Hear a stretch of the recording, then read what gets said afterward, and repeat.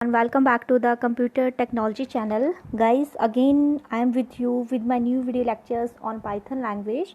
So before discussing about the Python language, I would like to discuss some definitions before that Python topic. Alright guys, Python language को समझने से पहले सबसे पहले आपको कुछ एक डेफिनेशंस अंडरस्टैंड होना बहुत ज़रूरी है, खासकर उन लोगों के लिए जो बिगनर्स हैं, जिनको प्रोग्रामिंग का कोई नॉलेज नहीं है। हाँ, लेकिन जो लोग फैमिलियर है like C plus plus, JavaScript and और भी लैंग्वेजेस हैं, उनसे जो प्रोग्रामिंग के बैकग्राउंड से हैं उनके लिए वो दिक्कत नहीं है।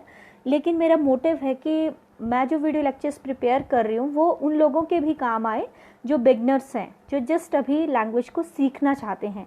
तो लेट्स स्टार्ट गाइस। तो फर्स्ट ऑफ ऑल हमारी फर्स्ट डेफिनेशन है डाटा। देख रहे हैं गाइस आप, डाटा का क्या मतलब होता है? It can be in any form, किसी भी फॉर्म में डाटा आपका हो सकता है। अल्फ़ाबेटिकली हो सकता है। अल्फ़ाबेटिकली का मतलब होता है अल्फ़ाबेटिकली वर्ड्स आप यूज़ करते हो, जैसे ABCD अल्फ़ाबेट्स हैं, राइट गाइस। या फिर अगर आप कोई सेंटेंस लिखते हो, जैसे this is my pen, this is computer technology, like that. Numerical data 1 2 3 4 and so on, या फिर बोथ, या फिर अल्फ़ाबेट और न्यूमेरिक्स मिक्स हैं। अगर आप नॉर्मली कागज़ के ऊपर कोई डाटा टाइप करते हो, जैसे कुछ भी लिखते हो आप, जैसे आपने लिखा KBCD, ऐसे कुछ भी लिख दिया, ठीक है, तो है तो वो डाटा ही, हालांकि उसकी कोई सेंस नहीं निकल रही है, जस्ट आपको थोड़ा सा ये पता चल रहा है कि अल्फ़ाबेट्स लिखे हुए हैं, लेकिन उनका कोई ऑर्डर वहाँ पे मेंशन नहीं है। अगर आप न्यूमेरिक्स लिखते हो, फॉर एग्जांपल 1 2 3 4 या कुछ भी नंबर्स लिखते हो, तो वो न्यूमेरिकल डाटा हो गया। ये काम अगर आप कागज़ पे लिखोगे तब भी वो डाटा है। अगर इस काम को कंप्यूटर स्क्रीन पे लिख रहे हो, अपने मोबाइल फ़ोन में लिख रहे हो, तब भी वो डाटा है, ठीक है। अगर आप रैंडमली कुछ भी लिख रहे हो, उसका कोई मीनिंग नहीं निकल रहा, तो वो कैसा डाटा हुआ गाइस? मीनिंगलेस डाटा हुआ। अब डाटा इसलिए कंसिडर करते हैं उस चीज़ को क्योंकि वो कुछ स्पेस को ऑक्यूपाई कर रहा है, राइट। जैसे अगर आप कागज़ पे डाटा लिख रहे हो, तो जिस कागज़ पे आप लिख रहे हो वो स्पेस आपका वेस्ट हो गया, बिकॉज वो खाली जगह नहीं बची ना। फिर आपका मतलब जिस एरिया पे आपने डाटा को लिख दिया वो एक मेमोरी ऑक्यूपाइड उसने कर ली। सिमिलरली आप कंप्यूटर की बात करें, कंप्यूटर में किसी भी सॉफ्टवेयर पे आप फाइल पे कुछ भी लिखेंगे, टाइप करेंगे, तो कुछ मेमोरी उसने ऑक्यूपाई की। इसी तरह से मोबाइल फ़ोन है। कुछ इन्फॉर्मेशन अगर डाटा में से रिट्रीव नहीं हो रही है, दैट मीन्स वो किस टाइप का डाटा है? रॉ डाटा है, मीनिंगलेस डाटा है। अगर कुछ इन्फॉर्मेशन डिलीवर हो रही है, मीनिंगफुल डाटा है। जैसे आपने लिखा दिस इज़ मोहन, सॉरी आपने लिखा this is a pen, his name is Mohan, ठीक है, हर नेम इज़ शीला, ऐसे कोई इन्फॉर्मेशन आपने लिखी है, ठीक है, तो वो कैसा डाटा है? मीनिंगफुल डाटा है, क्योंकि कुछ इन्फॉर्मेशन उसमें से डिलीवर हो रही है, ठीक है। तो ये हुआ आपका डाटा है। एग्जाम्पल भी देखिए मैंने यहाँ पे मेंशन किया है।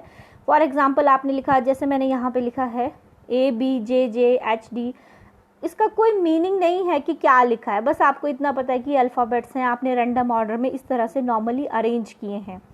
This is raw data. ये कैसा डाटा है? रॉ डाटा है, लेकिन मीनिंगलेस है, इससे कोई मीनिंग आपको डिलीवर नहीं हो रहा है। इसी तरह से आपने यहाँ पे एक वर्ड लिखा है कंप्यूटर टेक्नोलॉजी। कंप्यूटर टेक्नोलॉजी क्या है? आपका मीनिंगफुल डाटा है। तो दोनों ही क्या है? आपके डाटा है, एक मीनिंगफुल है और दूसरा मीनिंगलेस है, राइट गाइस।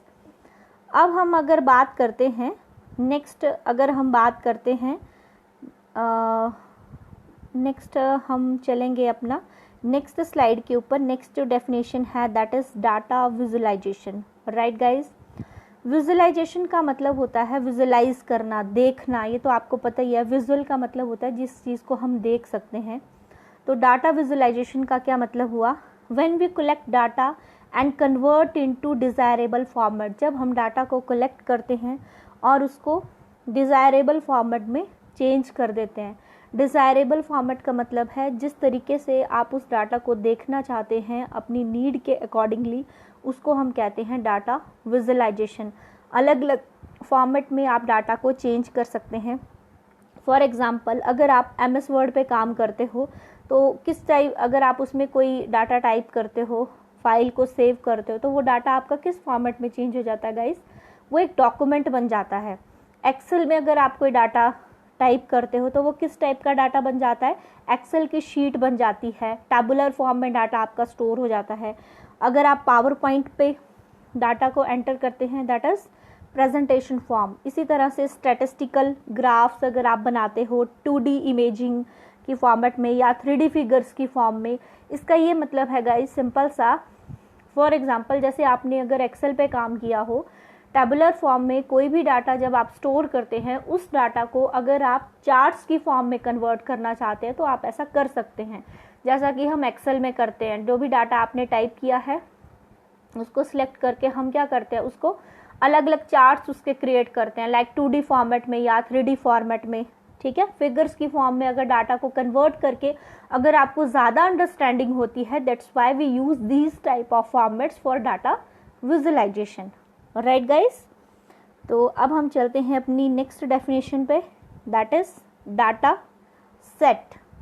डाटा सेट क्या होता है, collection of data known as data set. Data set नाम से स्पेसिफाइड है, जब आप बहुत सारा डाटा कलेक्ट कर लेते हो तो उसको हम क्या कहते हैं, डाटा सेट कहते हैं।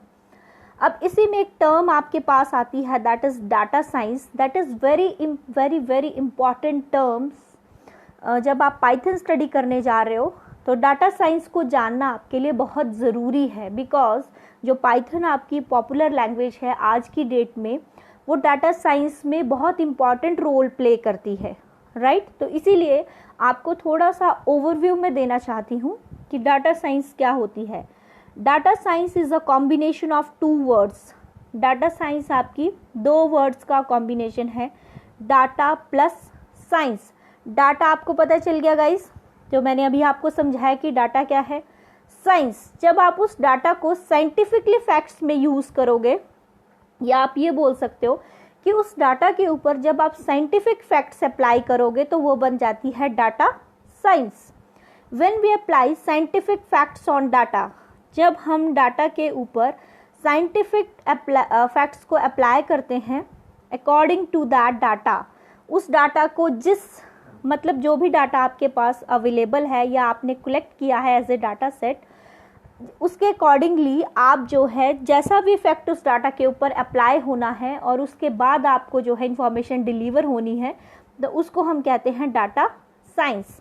इट कैन बी 2D, आप 2D फॉर्म में डाटा को चेंज कर सकते हैं, 3D फिगर्स बना सकते हैं। स्टैटिस्टिकल फिगर्स आपने मैथ्स में भी पढ़ी होंगी, जब आप मैथ्स में आपने ग्राफ्स वगैरह ड्रॉ किए होंगे, स्टेटस जैसे पॉपुलेशन वाले क्वेश्चंस आई थिंक आपने सॉल्व किए होंगे कि 1960 में इतनी पॉपुलेशन थी, ऐसा था, इस टाइप की आपने फिगर्स, आई थिंक इस टाइप की फिगर्स अगर आपको याद हो आपने ड्रॉ की हूँ, इस टाइप की जो फिगर्स होती हैं वो आपकी कैसी होती हैं, स्टैटिस्टिकल फिगर्स होती हैं। अगर आप डाटा को उस फिगर्स में चेंज करना चाहते हैं वैसा भी हम कर सकते हैं, ठीक है, मैथमेटिकल फॉर्म में, मीन्स अकॉर्डिंग टू रिक्वायरमेंट, जैसी आपकी रिक्वायरमेंट है वैसा हम उसको चेंज कर सकते हैं।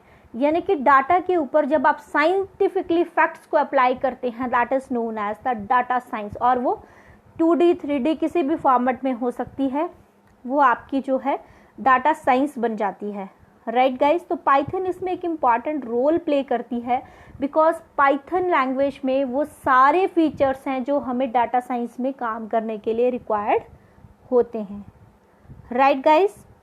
अब इसी में एक चीज़ मैंने यहाँ पे नोट में दी है डाटा साइंस के रिगार्डिंग, यहाँ पे देखिए guys, by using data science we can convert data in more understandable form. Data science का इस्तेमाल करके अगर आपको नॉर्मली थ्योरेटिकली कोई डाटा लिखा हुआ है, अगर आपको थ्योरेटिकली वो चीज़ समझ में नहीं आ रही है, तो डाटा साइंस का यूज़ करके आप जो है उस पर्टिकुलर थ्योरेटिकल डाटा को इमेजेस की फॉर्म में कन्वर्ट कर सकते हैं, जिससे आपको वो चीज़ ज़्यादा इंफॉर्मेटिव होती है और आपको इजीली समझ में आ जाती है। क्योंकि सिंपल सी बात है, जैसे आजकल अब ये ट्रेंड है कि ज़्यादातर स्कूल्स में भी क्या होता है, पिक्टोरियल स्टडी करवाई जाती है। पिक्टोरियल मतलब पिक्चर्स के थ्रू चीज़ें समझाई जाती है, क्योंकि जो चीज़ें सिर्फ हम पढ़ते हैं या सुनते हैं वो हमें इतना जल्दी याद नहीं रहती हैं। जो चीज़ें हम विजुलाइज करते हैं, जो चीज़ें हमने देखी होती हैं, वो हमें लॉन्ग टाइम तक हमारे माइंड में रिटेन रहती हैं। That's why we use data science, right guys. अब डाटा साइंस आपको क्लियर हो गया। अब हम बात कर रहे हैं पाइथन की। अब हम बात आते हैं सीधे पाइथन, जो मेन हमारा टॉपिक है।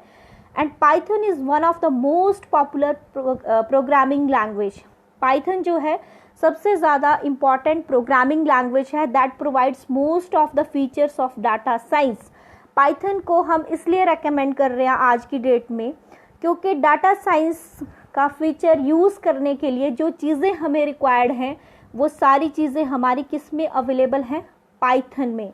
That's why computer data scientist, इसीलिए जो कंप्यूटर डाटा साइंटिस्ट होते हैं prefer to use this language, वो इस लैंग्वेज को यूज़ करना प्रेफर कर रहे हैं, राइट गाइज। अब आपको मेरे ख्याल से चीज़ें क्लियर होंगी कि पाइथन जो है वो कहाँ पे इंपॉर्टेंट रोल प्ले कर रही है और data science field, right guys. आपने सुना होगा डाटा साइंटिस्ट जो होते हैं वो मैक्सिमम आजकल इस लैंग्वेज, वैसे तो बहुत सारी लैंग्वेज, जैसे ये नहीं कि खाली पाइथन ही है, लेकिन पाइथन में हमें वो वास्ट लाइब्रेरी मिल जाती है फंक्शंस की जो डाटा साइंस में यूज होती है।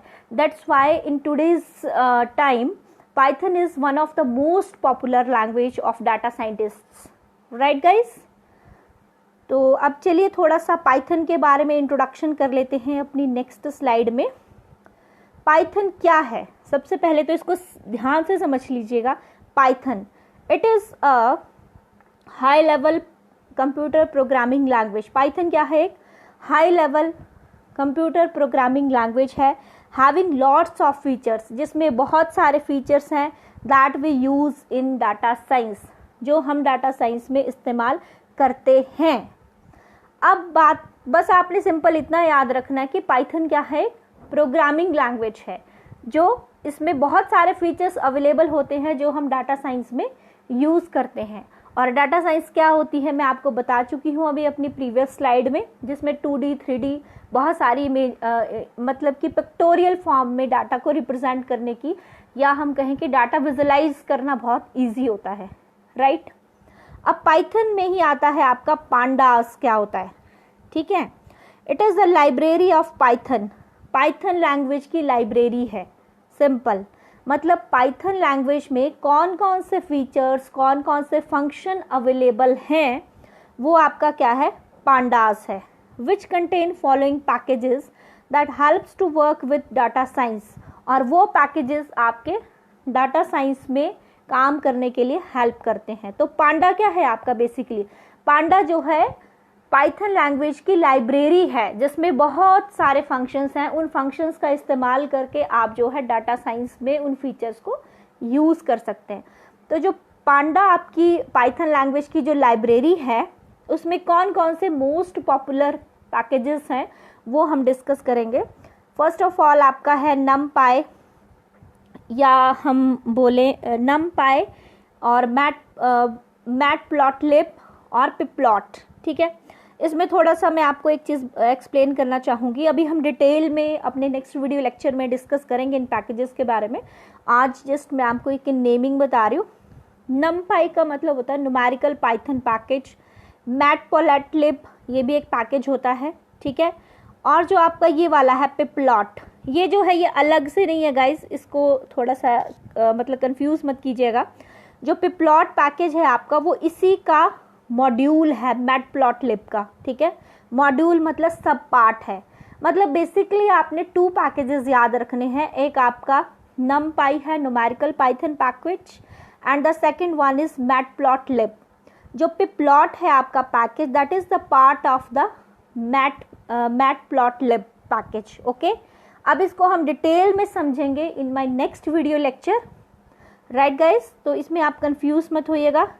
तब तक के लिए आप लोग ये जो 5 स्लाइड्स में मैंने थोड़ा सा आपको चीज़ें बेसिक एक एक्सप्लेन करने की कोशिश की है, प्लीज़ आप इसको अच्छे से रीड कीजिए। कोई अगर आपकी क्वारीज होंगी तो प्लीज़ मुझे कमेंट सेक्शन में कमेंट कीजिए। मेरे वीडियो लेक्चर्स को लाइक कीजिए, शेयर कीजिए and thank you so much, take care and waiting for my next video lecture. Thank you guys, bye bye.